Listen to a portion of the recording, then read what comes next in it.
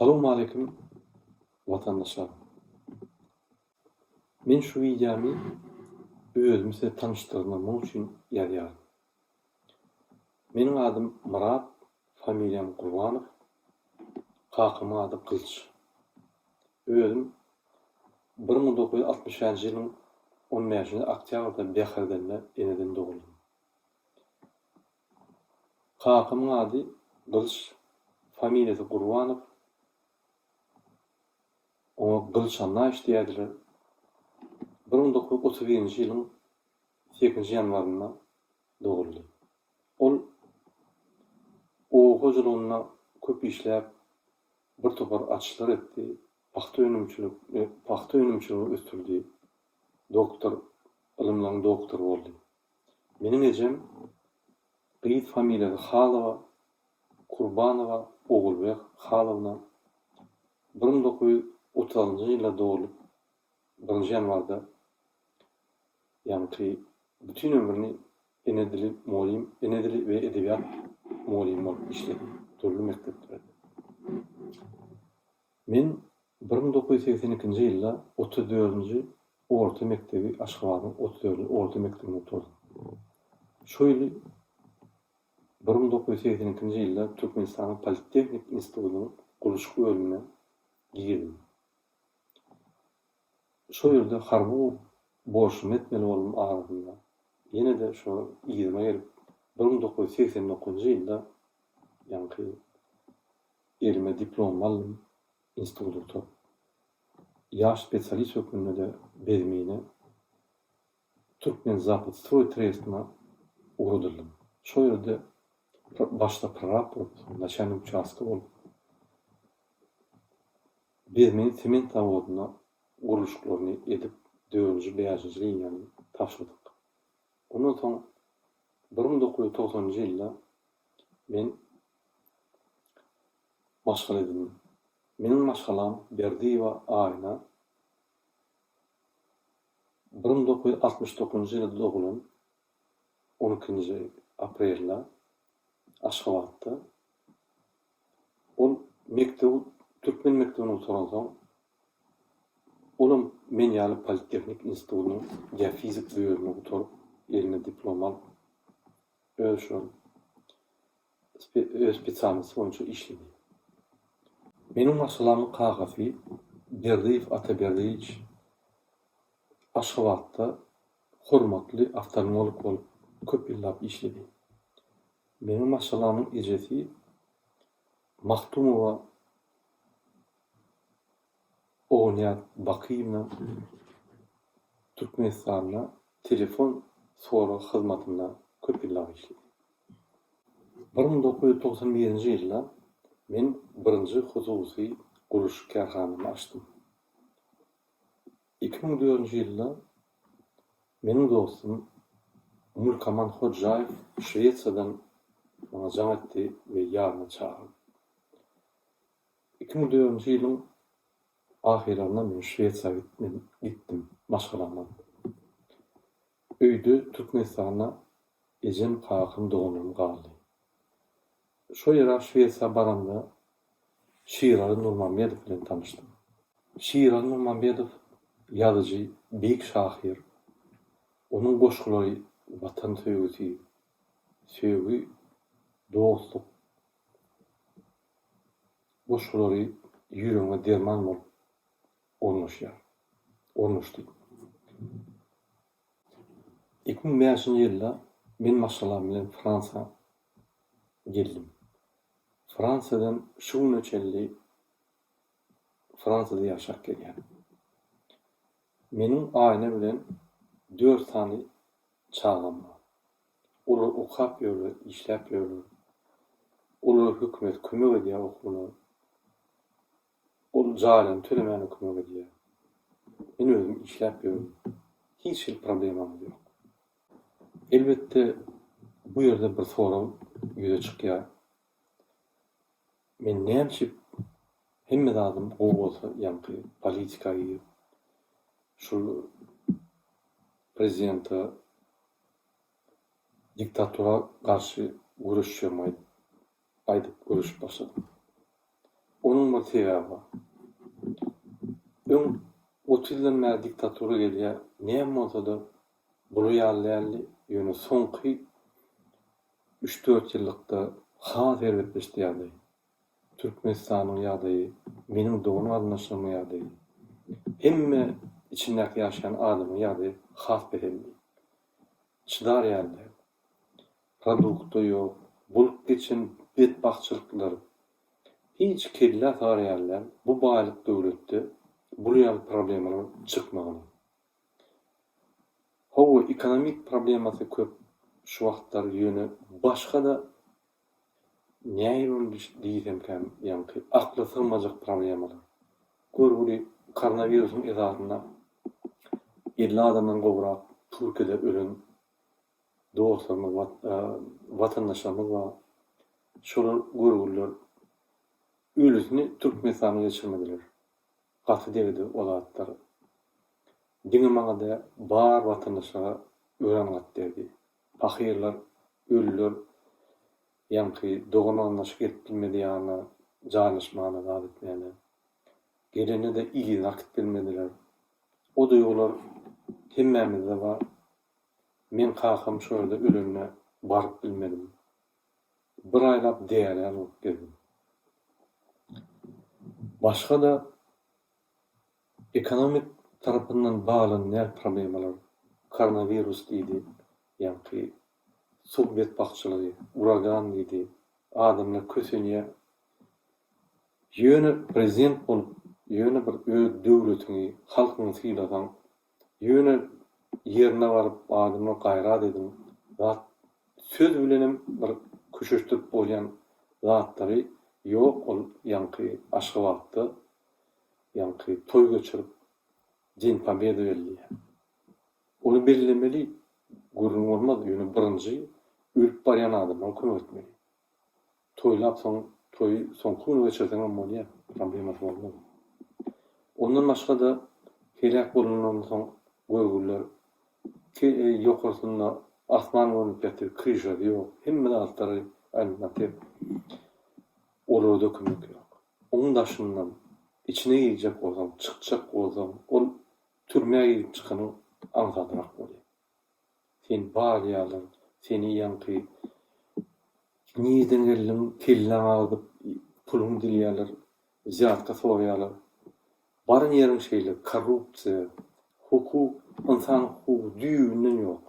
O görgüli adamlar inni ölmese argan. Ondan bu döwlet bolmaly, ondan ýol boşy bolmaly.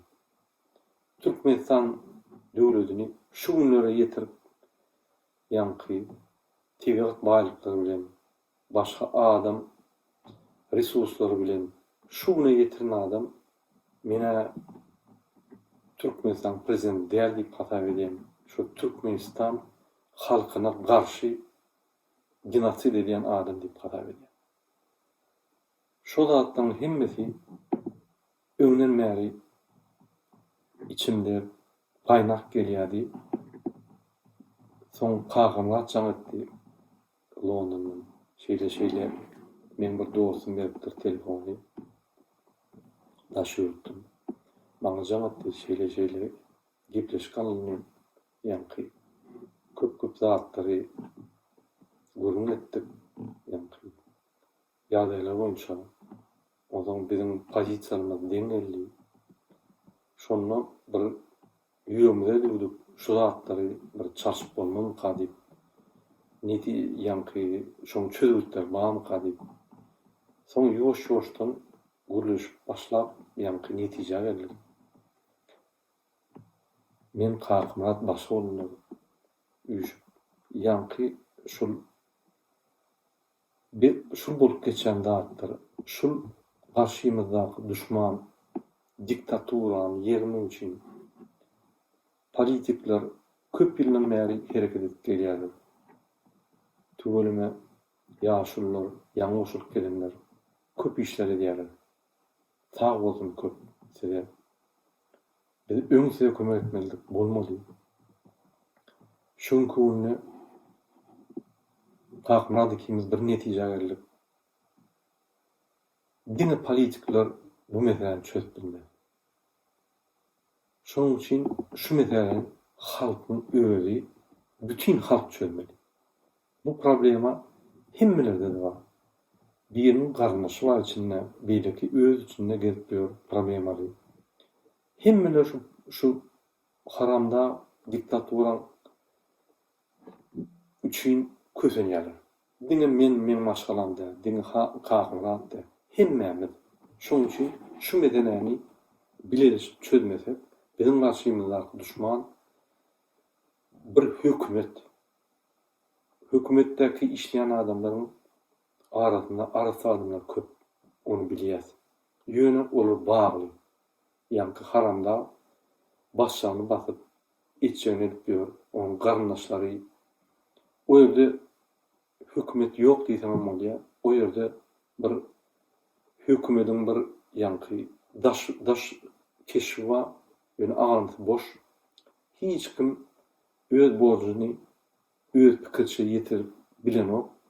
Onu diňe prezident janasy ýa prezident pazat diýse, ondan döwlet bolmaly. Şonuň üçin biz oýlap pikir edip ýanky türkmen demokratik saýlaw hereketini döretdik. Onun ady DVT, Demokratik Wybor Türkmenistan. Onun programmasyny ýazdyk. Häzir ekonomik problemanyň üstünde işläp durýar. İnşallah onun çözüklerini, ýanky problemalaryny tapyp reşeňetini bereriz, çözüklerini bereriz.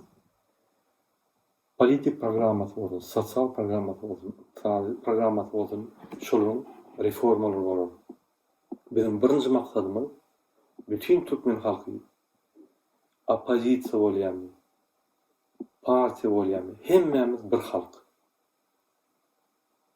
Lewaply, Aşgabatly, ýanky Daşowly, Balkanly hiç aramda tapawut ýok. Biz türkmen halky. Lewapam kösenýär, Aşgabatam kösenýär, Daşowdam kösenýär, Maram kösenýär, Balkanam kösenýär, hemmämiz kösenýär. Bileleşip agdymyzy bir edip mümkin biz bileşip bilmez beýlek partiýalar bilen. Onu da maksat bir bolmaly. Şu rejimi aýyrmaly. Doýduk, stop. Bolunmy? Mumun meter bolmaly. Şunu geçirsek häzir edilmesek on ogly ýanky mejlisin başlygy boljak bolupdy. Kakanyň arkasy bilen. Kanun konstitusiýanyň ýetgeçjek bolupdy. Prezident ölen ýagdaýynda mejlisin başlygy we başlan halk maslahatynyň başlygy ýanky awtomatiski prezident bolmaly. Ol eger şo planlar bolaýsa geljek 10-15 ýyl hiç hili ýagdaý bolmaz. Türkmenistany ýetgizmek üçin. O bolsa şuňky 5-4 ýaşyndaky adamlaryň geljekki durmuşy. Bizim durmuşymyzda tamam. Ýaşyň 18-30 ýaşyň durmuşy tamam. Şu 5-6 ýaş çağlyň durmuşy kül bolmaly bolýar.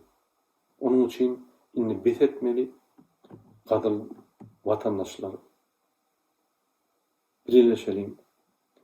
Bizim ine dwijeniýamyz var, hereketimiz var. Bu hereket halk hereketi. Goşunyň ýa-da başga partiýalar goşunyň onu tapawuty hiç hili ýok. Şu meseleni çözelim. Şu diktatorsk rejimi ýatyralım. DVT'nin ýürüýte plany var.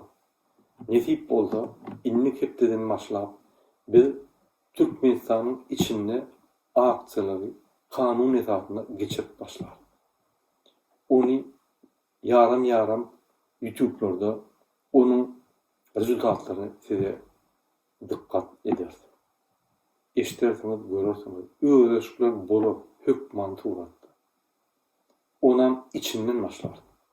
Daşından işlep işlenilli bolmadı. İçinden başlar. Onun için DVT'nin adresini men Aşgabat diýip goýdum. Şu köşkün karşısında. Şunu haramda gorkun şunu. Biz köşkün önüne barar. Sizin işlerinizi durdurur. sizi yankı elimizde advokat veririz. Kamise dörediriz. Kamise hemme edem bir kanun hareketlerini de öğrenip suud ederse cinayet çekersin. Onun için men Kakımrat benim yoldaşlarımız devleti sonuna çeldiler. Başka da benim doğumluk partiyalarımız, yaşlılarımız, partiyan başlıkları, Türkmen halkımız, koşul olayım da gidelim. Ederim şunu ayarlayayım, duralım. Türkmenistan'ın ösüşünü uğruna işledim. Sağ olun.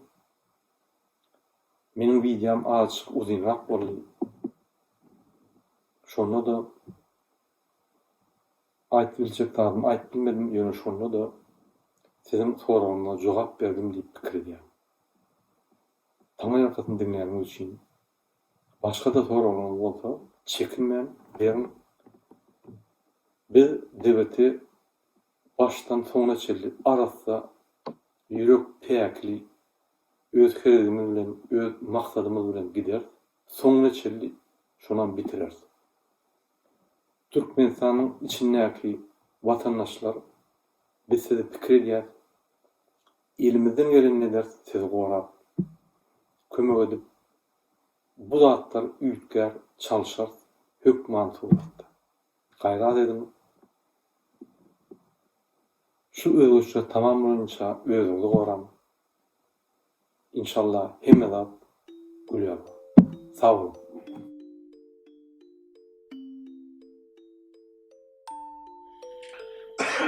Hoşuna ister. Ayhan kaydımına klasik ayhanın masumuna uygun. Yavrum hoşun.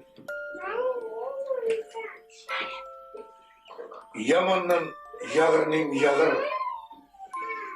Men bir yaşı net ister. Kıyılımı uyuttur haya, oğlumu sünnet ister. Mihman soğun kaçak oldu. Bir vefadar kucak oldu. Tamdırandır kıcak oldu. Ne başka ne ister? Ağram salmasın bilimi. Devmedi vefa milimi. Türkmen. Ağram salmasın bilimi. Devmedi vefa milimi.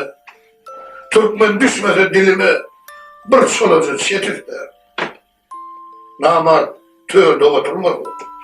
Mert iş işitte durmaz. Düşman yenseden olmazsa gelse pete ister. Kim Türkmen'i kıssap bilir? Onu yere yassap bilin, göz olur kassap bilin, yüz şehvet ister. Talama düşün dükkanına. Tam almadı mukamda, doğduğu dönün mekanına, küçücük cennet ister. Olacağını bolca getirin, üstünden kervan ötürün, yolunu padişahına oturun, avrayla devlet ister. Erdek yaşap geçtepedir, nesil kimden heder eder, gelen gelir giden gider, bıraşık terhed ister. Milletine arka durun, övü iman iyile verin, rayetini eriyi verin, terli hükümet ister. Kazıktır yerliktir azap, mesle güç, eziyle hasap, beş varmaktan yumruk yasap, düğüplü hareket ister.